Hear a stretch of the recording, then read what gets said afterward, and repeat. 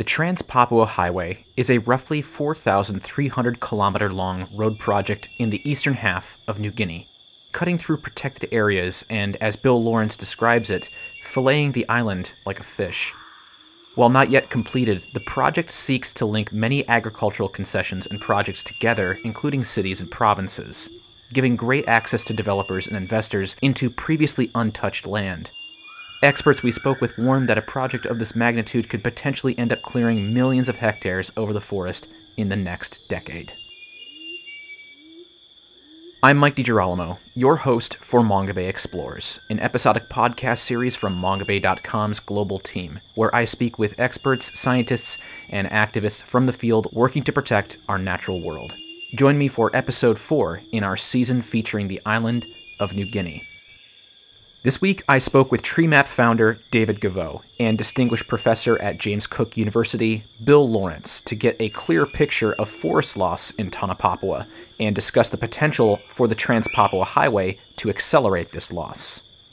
As has been discussed before on this podcast, the vast majority of New Guinea's forest cover remains intact, and Tanah-Papua, or the land of Papua, which comprises the Indonesian half of New Guinea, has only lost 2% of its forest cover over the past 2 decades, which compared with Sumatra or Borneo isn't nearly as much, but it's still 5 times the size of London at 748,640 hectares.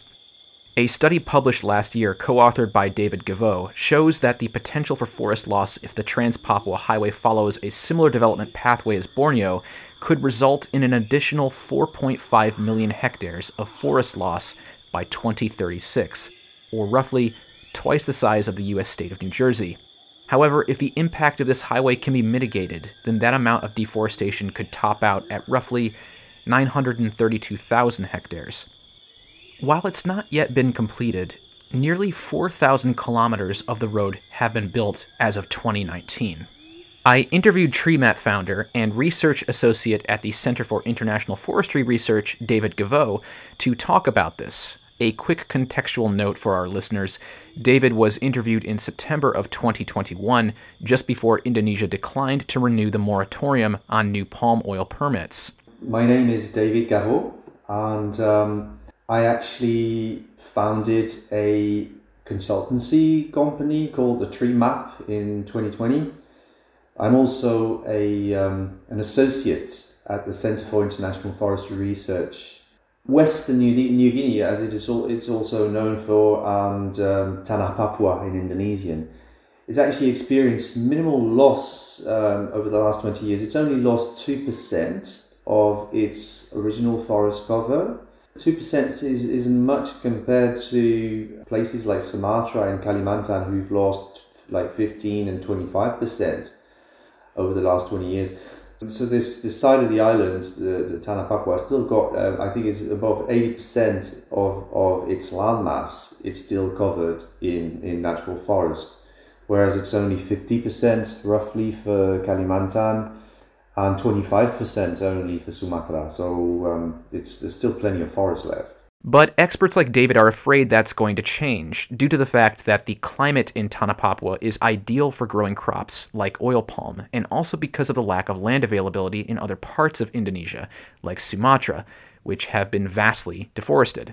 But we do think that it's somehow reached a turning point for the future, precisely because of the lack of land availability in the other regions of Indonesia.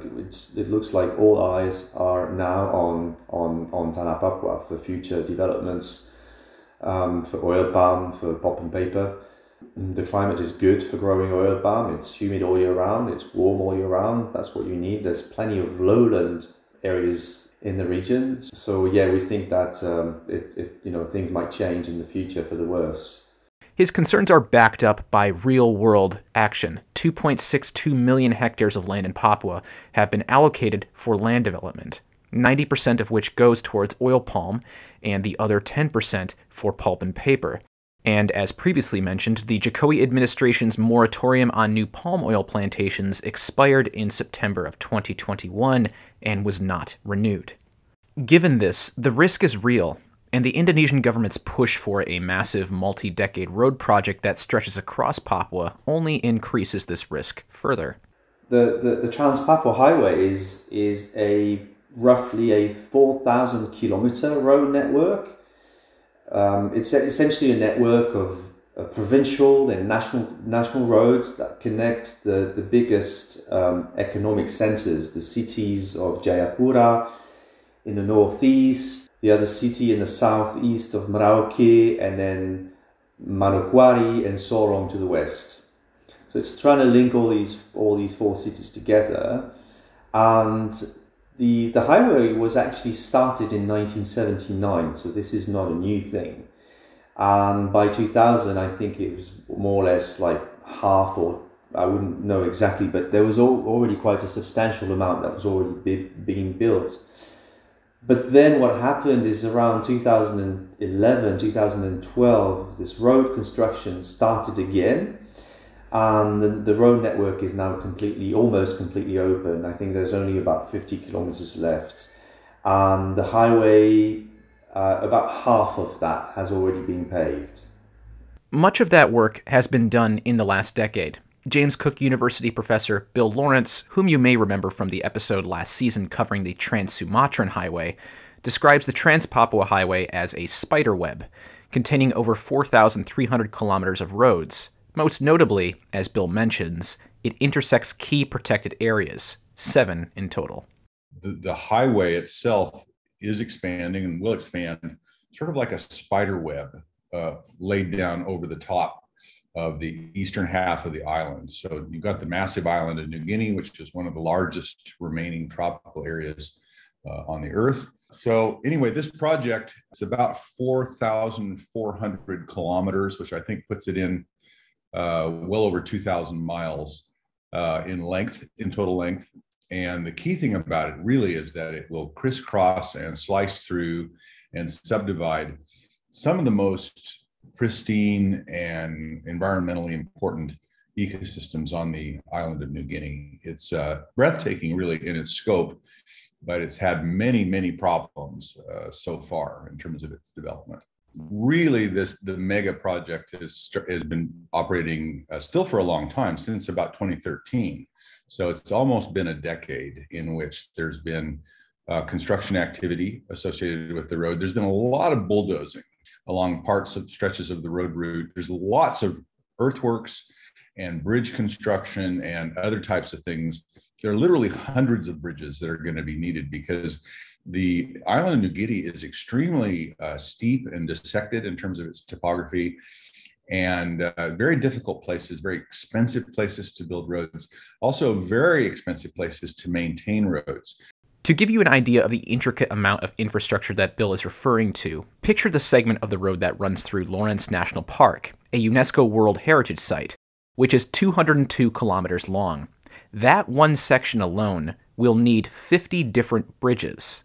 While it's not yet complete, the Indonesian government has already spent tens of billions of dollars on this highway, and a hefty fraction of that money will be required each year to maintain it.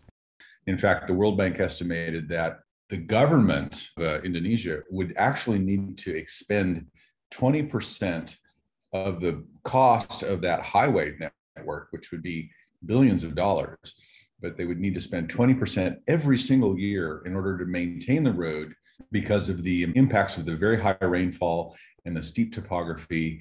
Along with the number of earthworks required to build it in the first place, Bill says this project could ultimately end up losing billions of dollars. And you combine that with the earthworks and you get erosion and you get slippage and you get potholing and all kinds of things. We've driven a lot of that road route in different places, and we find all kinds. I mean, it's a terrible highway, as it were, and the vehicle traffic is getting bottlenecked at many points along the road because of breakdown in the road surface and slippage and cracks and fissures and potholes. So unless there's that investment, it's a really strong possibility, or a substantial possibility, that a project like this could actually lose a lot of money. It could lose billions of dollars, literally. Meanwhile, in the southern district of Merauke, a food estate program adds 336 kilometers of road onto the Trans-Papua Highway, which is now nearly double its length since the year 2000. The food estate itself, much like the highway, is being criticized as another financial boondoggle due to the very poor quality of the soil, which has low crop yields, and the runoff, which pollutes waterways. It's really one of the craziest situations that I've seen. So there's this area in southeastern Indonesian New Guinea. It's a vast area. It's part of, so there's this giant planned project to farm rice and oil palm and other crops over an area of about 2 million hectares. It's an incredible area. But the problem, and again, I've been through this area in some detail with a soil expert, and the soils in this area are absolutely some of the most nightmarishly bad soils on the planet. They're referred to as iron sulfate soils. And these soils are terrible for agriculture. They're also really bad in that when they're disturbed, you can get sediments and very toxic sediments because of the very harsh chemical composition of the soils, flooding into waterways and then washing out onto fringing reefs. So in fact, what we're talking about here with some of this massive development projects in southeastern Indonesian New Guinea is not just disrupting the forests and the land there, but also having an impact on the marine ecosystems and the reefs too, and probably a pretty darn serious one in terms of the toxicity of the soils. That estate, David says, ultimately failed and serves now as a plantation for acacia and oil palm. It more or less failed, and that was all in the south of the island, in the district of Merauke, in the south of the island. So there were plans for cassava, there were plans for sugarcane, and so on. But what happened essentially has been the creation of large estates for acacia plantations for pulp and paper and for oil palm. This has all happened near this road. Along with the food estate program and the intersection of the UNESCO Heritage Site, David and Bill are most concerned about the already opening up of remote areas for the development of more plantations like this, particularly after 2011, which David notes the expansion of the highway correlates with the expansion of plantations. Well, we found a correlation between the expansion of plantations and the expansion of the road segments each year. So if the more road segments being added in a year also meant more plantations being added in the same year. So there's been like an association between the two. So when we found, for example, that there was an acceleration of road construction between 2012 and about 2010, let's say, and 2016, and we found the same acceleration in the increase of expansion of plantations. In other words, the amount of land being developed for oil palm and pulp and paper, but it's all primarily oil palm up until now. Up until this time, David says most access to plantations happened along riverways. Most of the current plantations were actually established along a big river, which is the Digul River, in which you can navigate. But because of this new road, then more will be opened in more areas of the island. Which areas? Bill explains 3 key areas.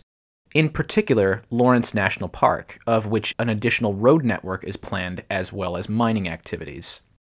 So our computer modeling suggests that this road network would be likely to open up 3 really major new areas of deforestation.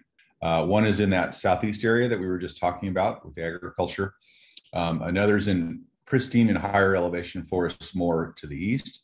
And then you get everything around Lorentz National Park. And there would be a huge area of road building and related activities such as oil and gas development, other kinds of mining development, timber, some agribusiness activities that will be concentrated or would be developing in that area. And a lot of this would be either adjoining the park, and in fact, there's also schemes to build substantial networks of roads inside the park, and also to promote mining activity itself inside the park.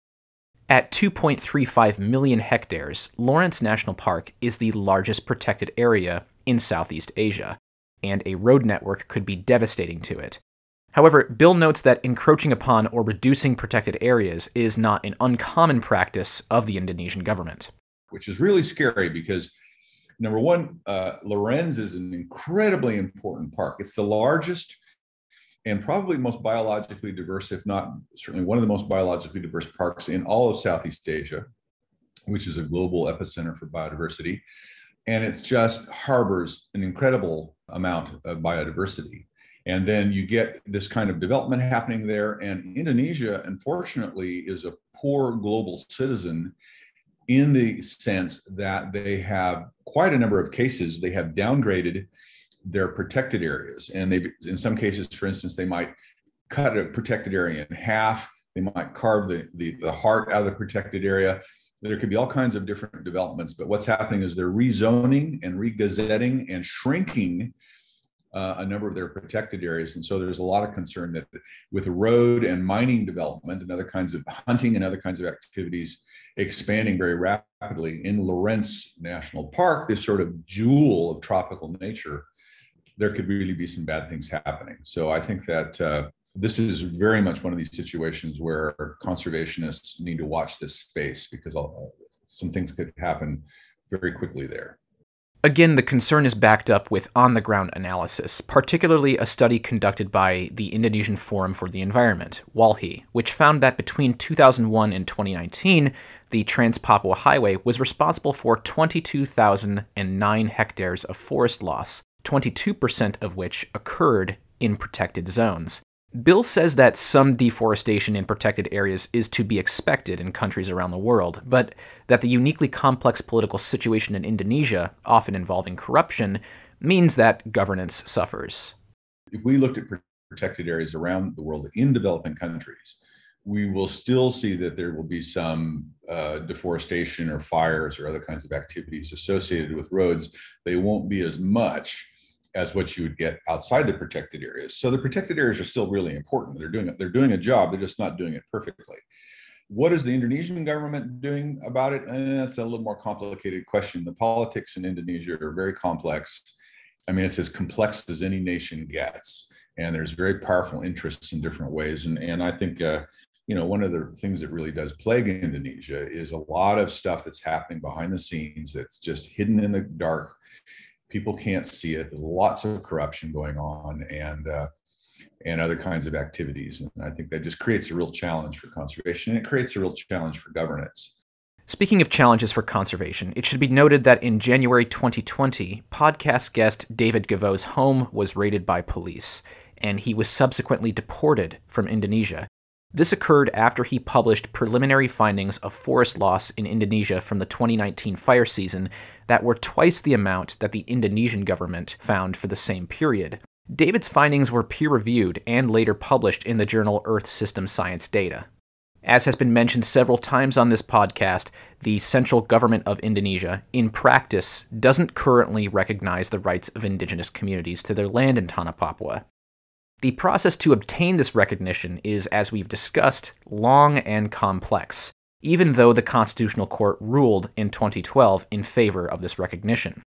So I asked David if he feels his work at TreeMap has the potential to bring additional awareness to these customary lands or aid in the process of recognizing their land and boundaries. He is currently working with Indonesian NGOs to do exactly that. So far, they've been using radar data of sago forests to accomplish mapping their lands. Well, this is our hope, and one of the hopes of the Atlas is to essentially bring a voice to those indigenous communities by bringing their ancestral territories on the map. Because we believe that approaches to forest conservation where indigenous communities have clear rights to their lands and resources work better than top-down approaches. And again, like I just said before, it's consistent with the decision of the National Constitutional Court that found it consistent with Indonesia's constitution. And I think it'd be particularly valuable in regions like Papua, where local customary communities are reliant on their forests, including those sago forests that you've just mentioned, and also spiritually tied to these forests. So until now, we were not able to put these territories on the map, and we're working towards that by talking to our NGO friends in Indonesia who've started mapping these territories. And this is how I hope for the future. But what we've so far done is we've basically used satellite data to map sago forests. They're not plantations because they're sort of semi-wild forests in Papua, because sago forests are important for the livelihoods and also for the culture of many indigenous people in Papua. So that's what we've done. And we could do this because we could essentially map those sago forests using radar satellites. We did not need to have access to territory boundaries or so on. And so that's what we've done in the first step to do this. But our goal is really to bring a voice to those communities by putting their ancestral territories on the map. Because we think that at least if you put those, territories on the map, they somehow gain recognition, even though there might still be a long way until they get formal recognition by the government. At least if they're on the map, they get some form of recognition. And by putting those sago forests on the map, we would hope that then it creates some sort of a base map for mapping those territories, but also and to ensure that those sago plantations do not get converted to monoculture industrial plantations like oil palm or pulp and paper, acacia, eucalyptus, or anything else. David explains how the TreeMap works, which takes the best available satellite data and cadastral or survey data and combines it all in the atlas.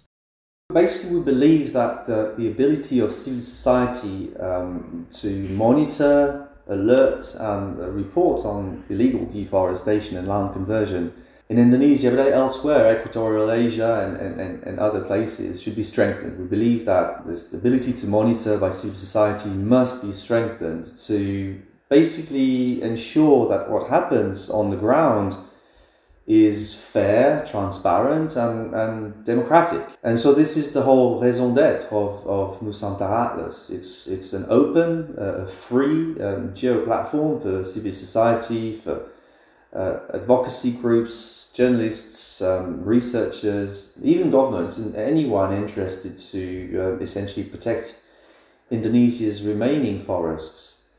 So basically the way it does is that it tries to combine the best satellite data with the best cadastral data available together, to combine them so that, we can basically, when we see deforestation happening, we can basically see who's behind it, or at least get some sort of idea of who might be behind it. In order to do this, the Atlas creates the clearest picture so far of the relationship between deforestation and development of oil palm and pulp and paper and roads. And those are the three largest drivers of deforestation in the region. The atlas looks at the data by concession and can track forest loss as it occurs and who could be responsible for clearing it. It also incorporates the Global Land Analysis and Discovery, or GLAD, alerts from the University of Maryland.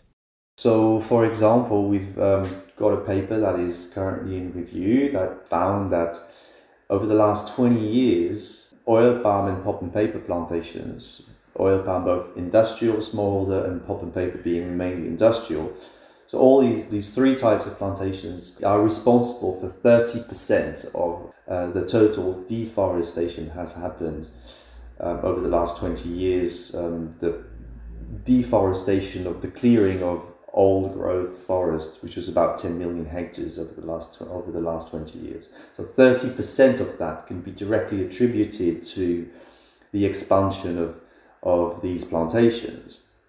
What the Atlas does is then it breaks down the data by concessions, by districts, looking at protected areas and so on.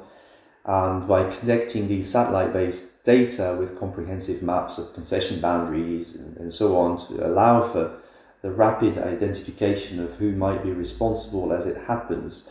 And we also bring in these deforestation alerts. You may have heard of the GLAD alerts by a group at the University of Maryland that detects tree loss on a weekly basis.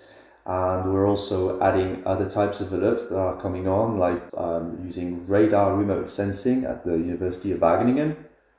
All of that to somehow better identify deforestation as fast as possible and then to link that with cadastral information to understand who might be responsible as it all happens. It isn't just useful to monitor forest loss, but also to aid palm oil producers or buyers in tracking and verifying the sustainability of the product. So that's why we've got a dashboard to easily roll through a listing of who clears on one screen, and we also provide what we think are impactful time-lapse animations, so you can visually look at the changes, see the changes. But also it tracks all these deforestation, tree loss activities near palm oil mills, but also in various land use zones. The Atlas also offers the opportunity to monitor these changes in protected areas. And all of that is essentially to protect forests and to verify the legality of deforestation, and specifically in Indonesia also to improve the traceability of palm oil, to essentially enable buyers or even plantation producers to have a much more sustainable way of producing or buying. David said that one positive development is that deforestation for palm oil went down over the past few years from its peak. A non-peer-reviewed study released last year shows that from 2017 to 2019, new plantations and deforestation declined. However, he worries it will increase again as the price of CPO, crude palm oil, has gone up again.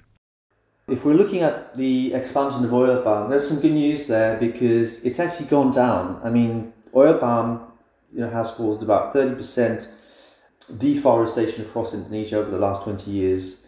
And that's not great, but the good news is that's actually gone down.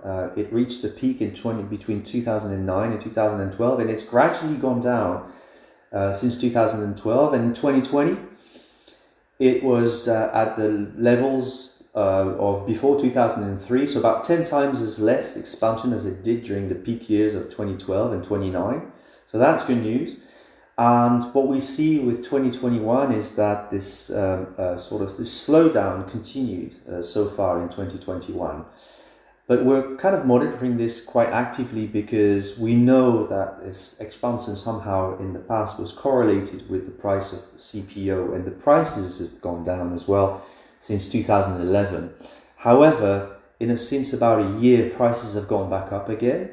So we're now monitoring the situation because we think that deforestation caused by oil palm might accelerate again because of the prices have gone up. However, if the various measures that have been put in place by the Indonesian government, like the moratorium but also the no deforestation pledges and so on, if they're all working, it could keep deforestation low. So I think it'll be a test over the next year or so to see if those regulations are working, or if those no deforestation commitments are working, because prices are picking up again. So we're actively monitoring for this. But as you'll note earlier in the episode, the moratorium expired last year, which is why environmentalists and experts are concerned about infrastructure projects such as the Trans-Papua Highway, and also the Tanamera project, which Newsroom, the independent New Zealand organization, reported on using data provided by the TreeMap. So yeah, some of the work that we did showed that the expansion of oil palm was going down. We've written about this quite extensively, and this was at the time where people were saying, well, it's actually going up, and we said, well, no, it's actually going down, and it's actually good news. So it needs to be said. But obviously deforestation is not going to zero, and we do still find places where deforestation still is happening in 2021. So what we do is we regularly alert the civil society about, we send them prioritized alerts. And some of the work, so it's sort of spearheaded some investigations, for example, by the Newsroom New Zealand recently, who did some investigation about an investor from New Zealand who essentially has some stakes in an oil palm concession in Papua that is currently clearing for oil palm. So that's how our work is being used. And even the local government of West Papua has been using the TreeMap to monitor deforestation and oil palm concessions in their province. The local government of West Papua has used the Atlas because they were doing a review of the licenses given by the government to oil palm companies. And in order to do the review properly, they needed to know how much oil palm area was planted in each of these concessions that they were reviewing. And the atlas provides this information, and before the atlas, they were only relying on what the companies were giving out to them. So they were using the atlas not as the primary source of data, because they've got to use official data, but they were using it as sort of the supporting information to somehow verify the company reports that was giving out to them. While Indonesia as a whole saw deforestation decrease over the 4 years of 2016 to 2020, preliminary data from Global Forest Watch suggests that primary forest loss did decline again in 2021, but conclusive data has not yet been released. While David credits that some of this decrease could be in part due to the moratorium on new palm oil permits and policy from the Jokowi administration, some also credit that the economic downturn of the COVID-19 pandemic, as well as a wetter-than-normal fire season in 2020, have contributed. We don't yet see any increase in deforestation related to oil palm. In fact, Indonesia has had reduced deforestation rates for 4 consecutive years, 16, 17, 18, 19 and 20, and 2021 is not over yet, but we think that 2021 is also going to be a year with low deforestation in Indonesia. So that's positive, and it's a credit for what for the Indonesian government trying to tackle the problem.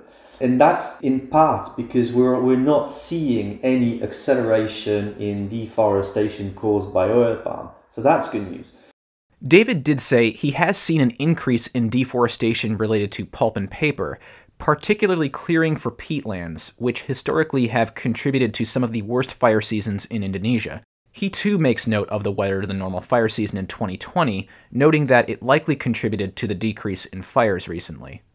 There are worrying trends, like we're starting to see an acceleration of deforestation caused by pulp and paper expansion. So there's quite a few places that we've identified have been cleared are currently being cleared for the expansion of acacia or eucalyptus, large monoculture plantations.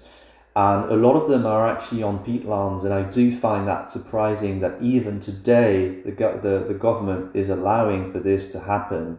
Clearing for peatlands, we all know now that it's causing massive haze, lots of fires that go uncontrolled, particularly during dry years.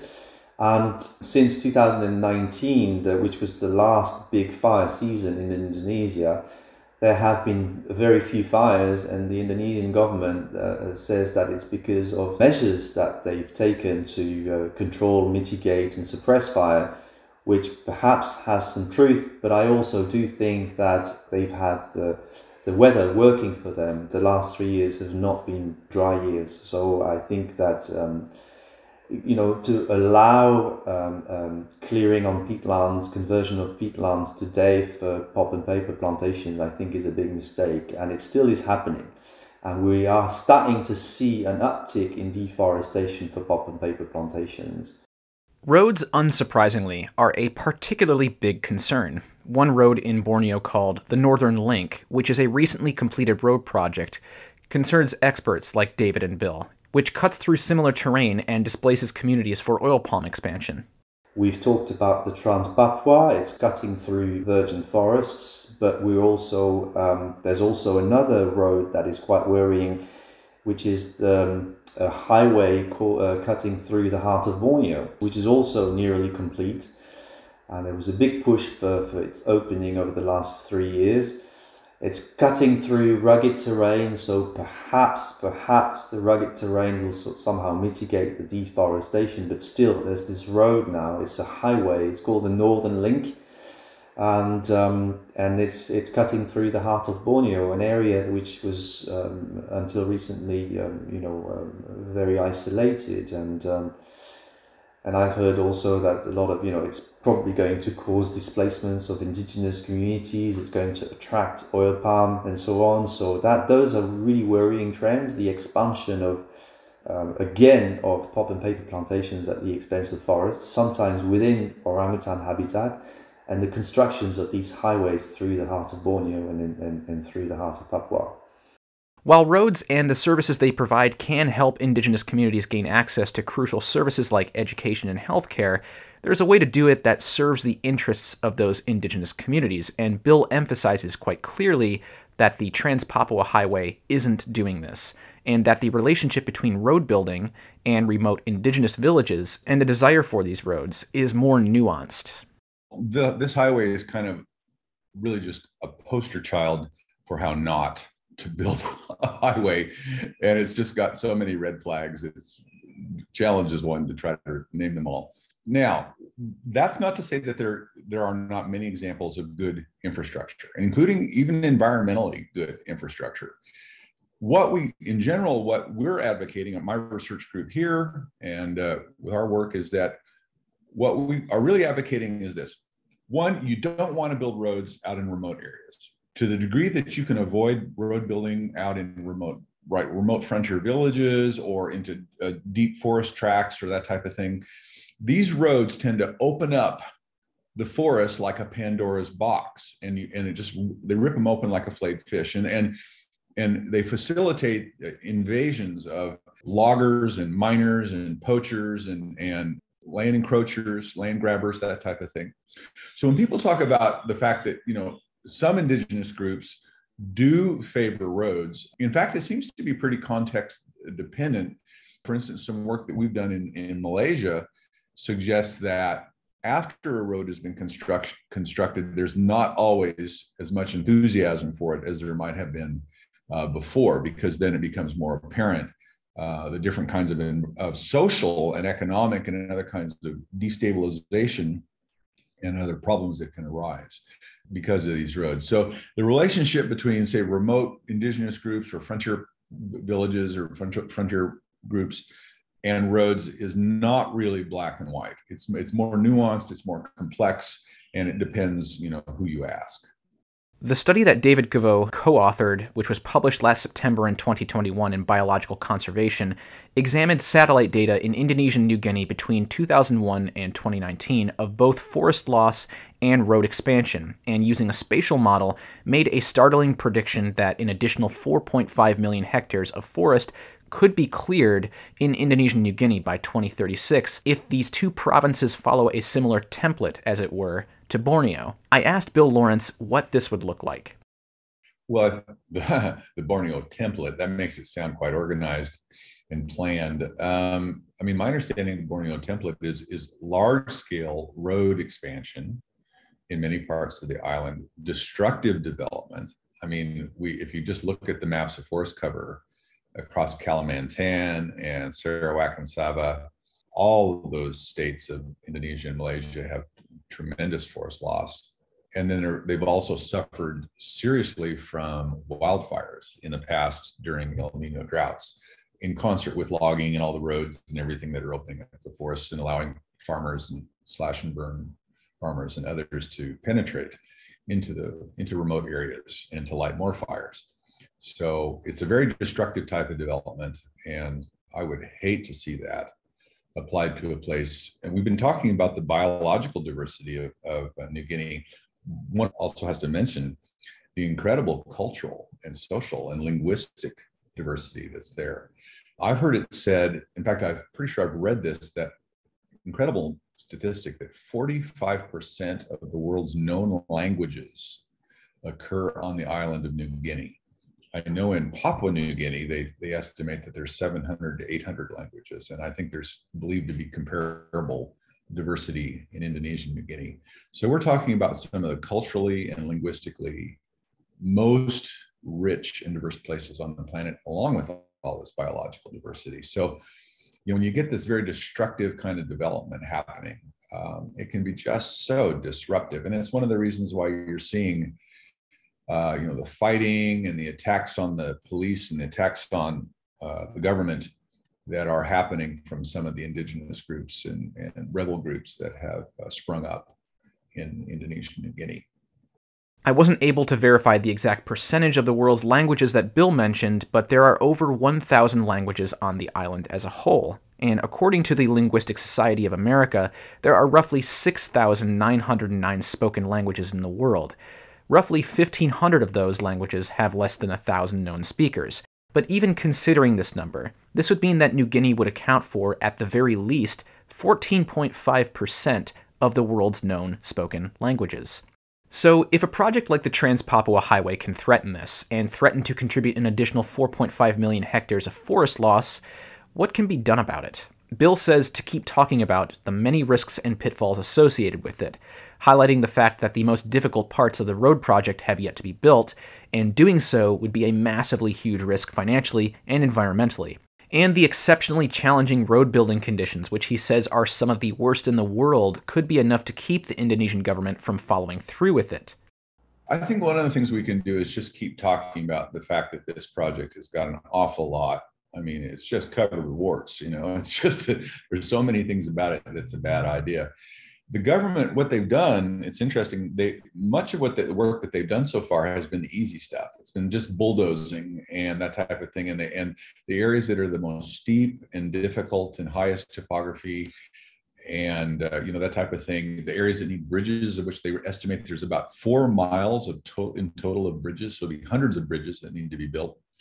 This is where the expense and the engineering and the difficulty and the huge challenges of trying to build in high rainfall, tropical environments, in steep dissected topography. I mean, this is some of the worst road building, infrastructure building conditions you could find anywhere on the earth. So I don't think Indonesia will relinquish control of Indonesian New Guinea, but I do think there's a possibility that because of the complexities and the expense and the challenges of trying to complete this project, that it might just sort of fade through its own weight and complexity. And that may, in fact, be the best outcome that we could hope for. It's just that hoping that they don't join these different pieces together, because once they're all joined together, then you're really going to have the spider web being completed and the like the timber, the miners and the loggers and the oil palm interests and other agribusiness interests can get in almost anywhere then. Needless to say, the loss to a landscape this precious is arguably immeasurable, not just in terms of cultural diversity, but in biodiversity, which Bill described as a marsupial Gondwana haven. We're talking about a place where you've got dozens of species of tree kangaroos and scores of species of birds of paradise, and pretty much everything else is unique or absolutely the highest diversity that you'll find anywhere else on the planet. So it's sort of a marsupial Gondwana haven on the planet, and truly a tremendous area, a magical area for environmental conservation. David too echoed this sentiment, describing to me the appearance of the land as akin to traveling back in time 200 years.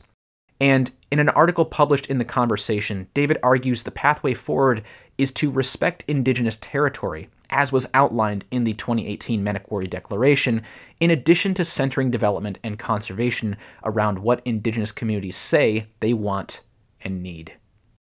Well, these are the last intact rainforests of the Asia Pacific. This is a very rare region of the world where you go there and it feels like you might be walking into back 200 years ago, and it's got numerous traditional cultures, each with their own relationship to nature. Often they have a strong spiritual bond to these forests, and that this is what makes it very, very unique. It still has large areas of intact rainforests, areas where no one's ever been, where wildlife's never seen a human, and obviously it's also, we know very little about it, but we know enough to be able to say that it's the most floristic island in the world, and it's obviously also the land of the bird of paradise, which has fascinated biologists for centuries.